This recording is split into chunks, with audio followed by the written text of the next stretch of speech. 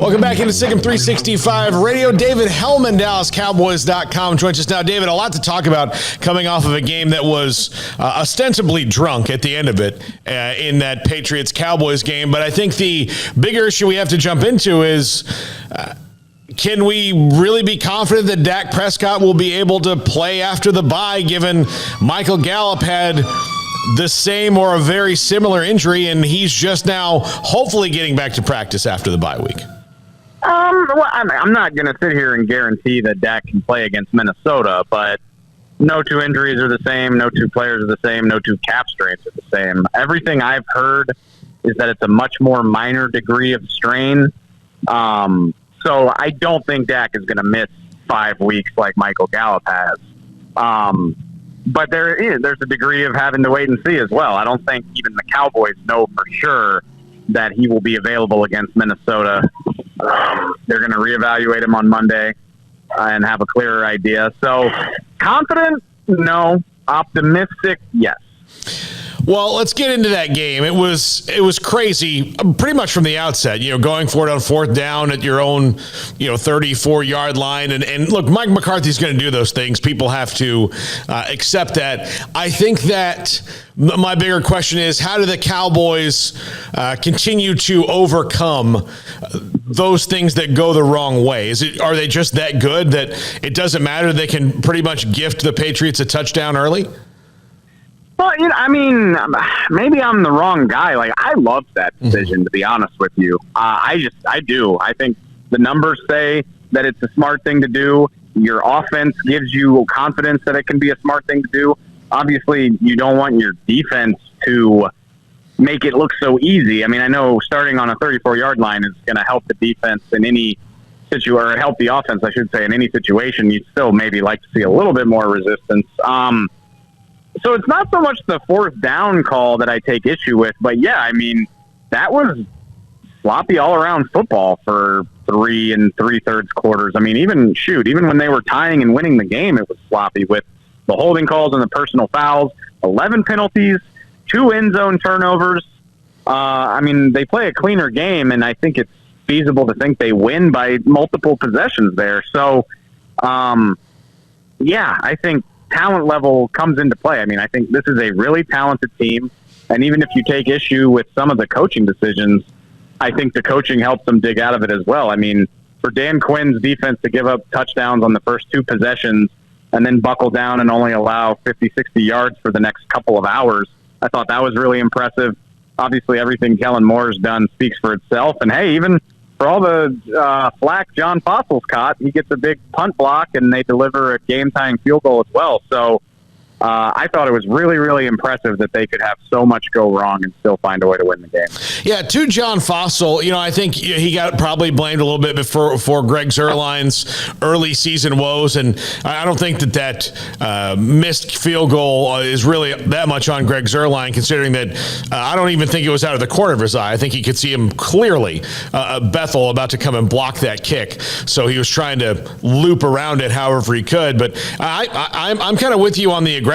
I sometimes I think it's maybe not in that moment, but I don't know if you can turn that faucet off if you're just going to be aggressive and go, we'll tone it down now. So I'm kind of with you. It just makes me wonder.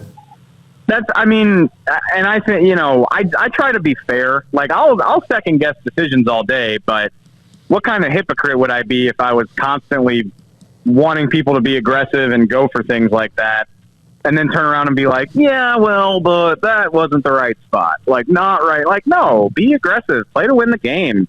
Your offensive line's been bullying people. You've been averaging 200 rushing yards per game. Honestly, if Zeke is tackled a different way on that early fourth down, he probably gets it anyway. And they converted 2 or 3 other fourth downs in that game with great play calling. I mean, the NFL is really, really hard. Like, Josh Allen, Monday night, is quarterback sneak on 4th and inches with a 6'5" quarterback. Is that a bad call just because he slipped and Jeffrey Simmons made a great play? I don't think so. The NFL's tough. And I applaud people that have the guts to put it on the line like that. So I hesitate to criticize people too much for being bold. One thing I think popped up a little bit in the negative sense for the defense was this team's still not great at teams that can run right at you, and the Patriots had a lot of success with that, especially early on before the Cowboys defense clamped down. But is part of their success as a run defense the fact that the Cowboys offense is so prolific and explosive that teams just kind of have to leave it on the sideline because they're going to be playing from behind a lot of the time? Yes, absolutely. I mean, this was probably only the second game they've played. Oh, the Charger game as well. They played 6 games, and only 3 of them were really balanced games. You know, where the outcome was in doubt in the fourth quarter. So yeah, I mean, context is everything. Are they the the 5th best run defense because they just buckle down and won't let you run? No, it's because they've had a lot of second half leads. I don't think they're terrible by any stretch. I mean, people have asked that, talking about the Patriots gashing them. I get that they had success. I didn't think that they were awful by any stretch of the imagination. But I certainly think that the games that they've played play a factor in that. And it'll be interesting to see how they hold up as they play some more evenly matched opponents, which I'm guessing is going to happen when they get back from the bye. Well, yeah, they've got Minnesota coming up. That's a team that's playing pretty well right now, and they've got Dalvin Cook, who, that's what they're going to try to do is run right at the Cowboys with Dalvin Cook. So it'll be an interesting matchup to see if they improve anything from before the bye to the Vikings. But the bigger thing with the Vikings is they might be getting Michael Gallup back, and injury news looks like and they get Lyle Collins back. He wasn't injured. He was just kind of dumb for what he did. But other than that, things are looking pretty rosy for the Cowboys after the bye. Yeah, you're almost waiting for some kind of shoe to drop because the prognosis on Dak is favorable. It sounds like Gallup is going to start practicing next week. I don't know if that means he'll be available for Minnesota. Lyle Collins will be available for Minnesota.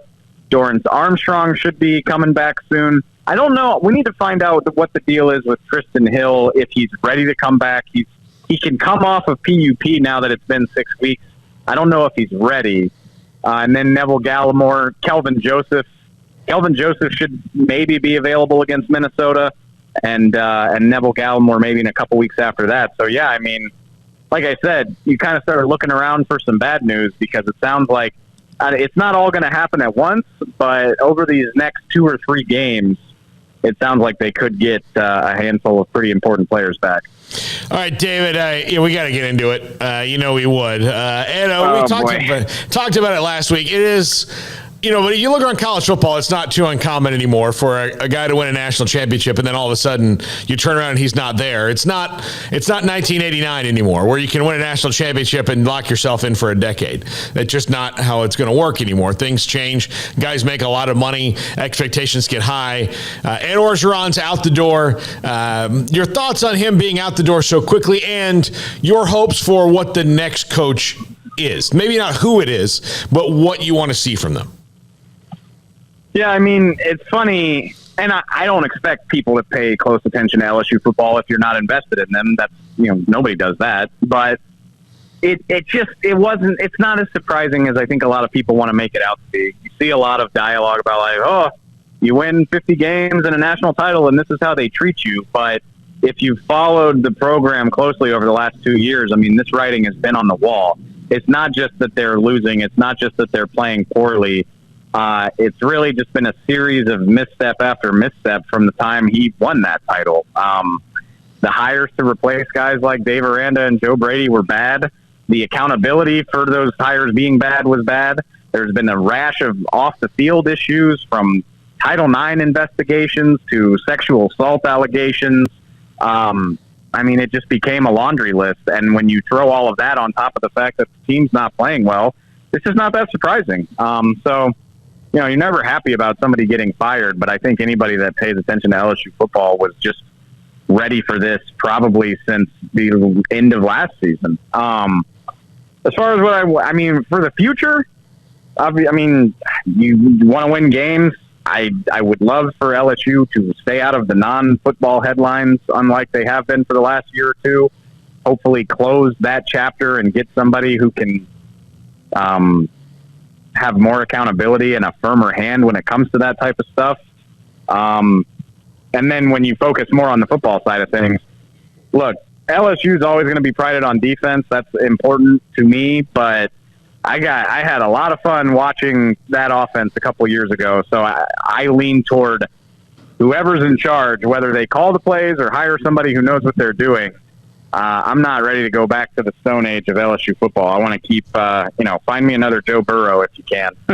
Easier said than done. What was kind of amazing, if you look at Joe Burrow coming and making that LSU team what they were, is both Les Miles and Ed Orgeron could recruit 21 out of 22 positions. Heck, I'm not even including kickers and punters, which they did a pretty darn good job of that as well. But for the life of both of those guys, finding a quarterback was beyond the realm of human understanding until Joe Burrow transferred in.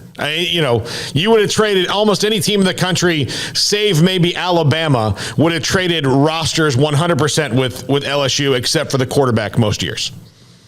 You're 100% right, I get Joe Burrow's special. There just aren't a lot of guys that are going to throw 60 touchdowns and 6 picks. Max Johnson hasn't been bad by any. He hasn't been terrible. He certainly hasn't been great. But it's a far cry from the old passing stat lines of the Les Miles days, where you're throwing for 110 yards a game. This sport is what it is, and that it goes back to me not being critical of going for it on fourth down.